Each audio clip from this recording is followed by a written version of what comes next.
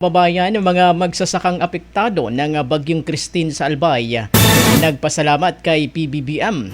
Para sa detalyeng balita, nasa linya Mega Patrol number 12 ang aming station manager SM Stella Duran. Bicol Network News Report!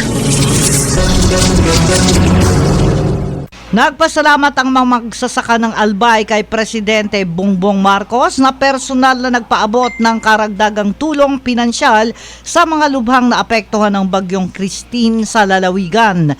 Laking pasasalamat ni Nanay Estela Ulikino, 61 taong gulang mula Ginubatan, Albay, na isa siya sa 5,000 benepisyaryo na makakatanggap ng 10,000 pesos mula kay Pangulong Ferdinand Bongbong Marcos. Ayon kay Nanay Estela, nasira at naubos ang kanyang pananim nang dahil sa Bagyong Christine. Samantala, gagamitin niya ang pera para sa pagpalinis ng kanyang taniman upang makapagsimulang muli. Kaugnay nito, dati na rin itong nabigyan ng mga pananim, abono at kagamitan mula sa Department of Agriculture. Kasama mo sa Bicol Network News, Mega Patrol number 12, Stella Duran, tatak tunay na serbisyo.